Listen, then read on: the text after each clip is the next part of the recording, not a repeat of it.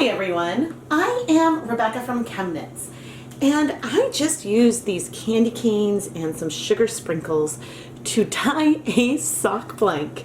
Yep, a very Christmassy holiday sock blank. And it worked great and was a lot of fun.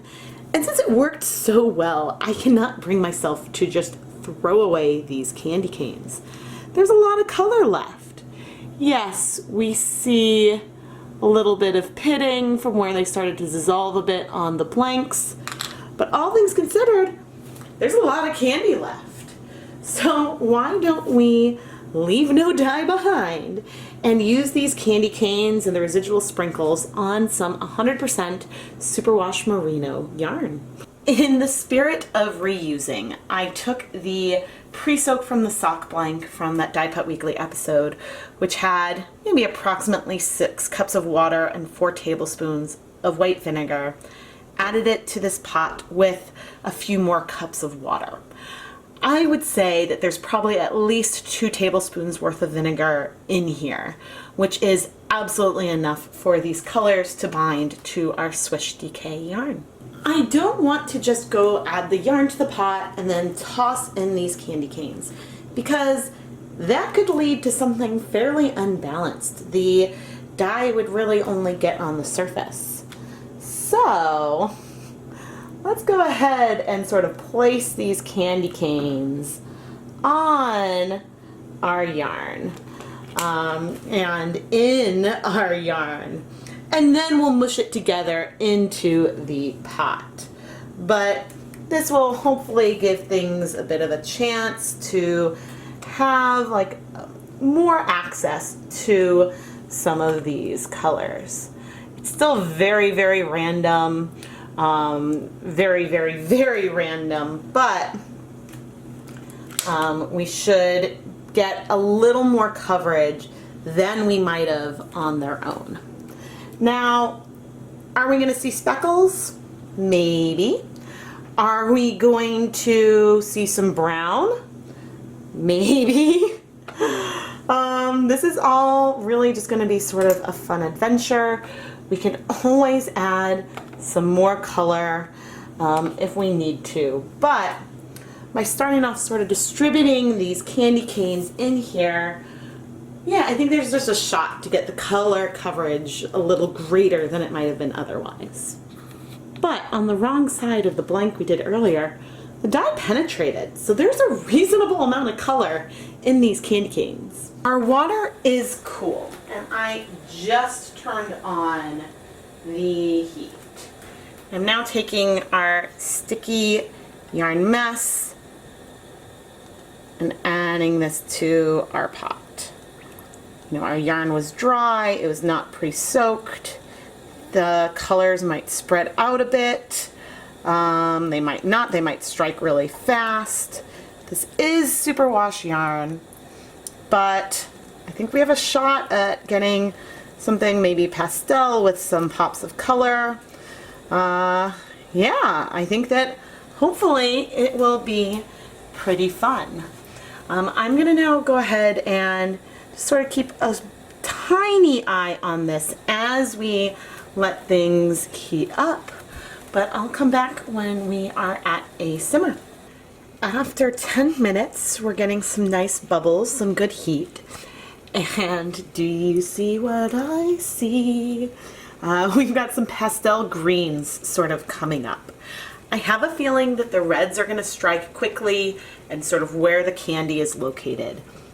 And yeah, I'm excited. So I'm gonna reduce the heat a little bit, and we're gonna come back in another 10 minutes and see if anything looks different.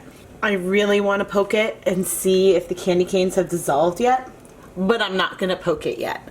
I'm gonna keep this at this very low simmer for 30 minutes. I'm not expecting to see other big changes pop up in that time. But hopefully that'll be enough time for the candy canes to dissolve. So after the 30 minutes are up, I will start poking it. The 30 minutes are up, and I honestly think this could be the best my house has ever smelled. It's not overpowering, a subtle minty scent. Ooh, look at that red. It looks like looks like all the candy canes have dissolved, and the red spots do look a little brown because they've been overpowered by the green a bit. But ooh, I think there's some really, really pretty effects here. I am going to turn off the heat to let this start cooling. And then we're gonna go wash the yarn. It's gonna take a lot of washing. You know, there's a lot of candy in here, but it did dissolve. The yarn has mostly cooled, but I want to start washing it because we've got a lot of candy in this one. A lot more than when we did the blank. Because, I mean, we let the whole candy canes dissolve in the pot with this yarn. I will say, it smells delicious. Absolutely delicious. I almost wish that I would be able to keep the scent with the yarn.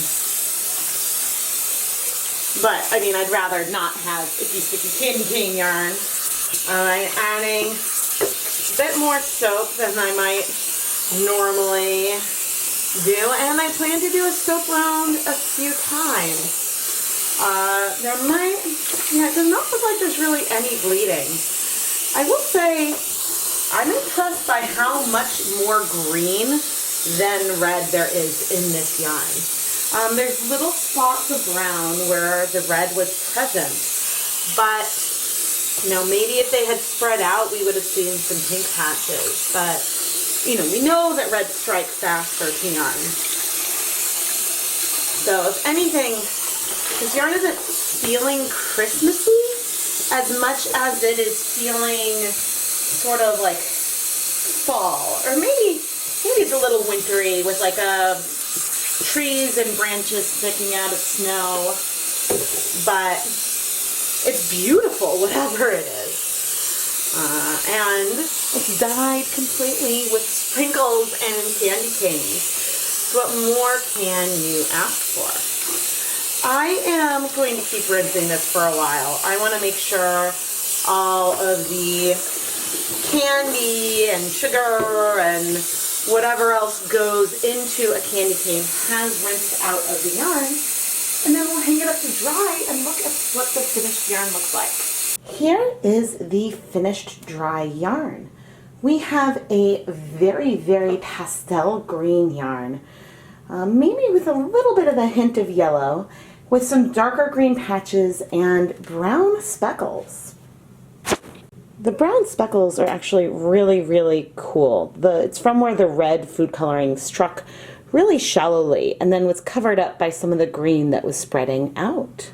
This result ultimately isn't that surprising. If you take a look at the candy canes in the beginning, it does look like the green is much more pigmented than the red. I was surprised how much green there was in just these few candy canes, and that we got more color on the yarn, I think, than I was anticipating.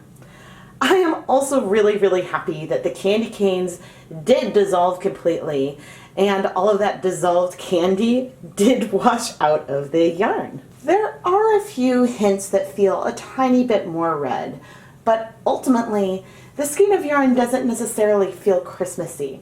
It does feel sort of fall and earthy, and is really beautiful. I think the only bummer I have is that I don't smell the candy cane anymore.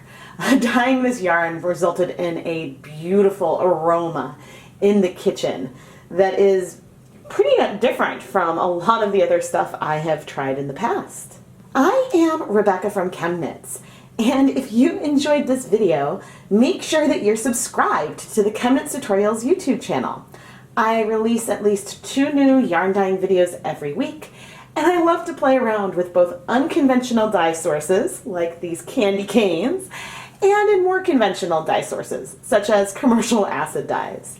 And you really don't want to miss any of it. If you are a big fan of ChemKnits, you should really go check out the ChemKnits Patreon. As perks, I offer patrons some behind-the-scenes sneak peeks as I'm filming a new Dyepot Weekly episode. You get early access to a new yarn dyeing video every month, advance notice of my Etsy store shop restocks, and more. You can find links in the video description and iCard. Beyond all else, I hope that you are all having a wonderful holiday season filled with warmth, lots of squishy yarn, and laughter. Happy holidays and Happy New Year, everybody.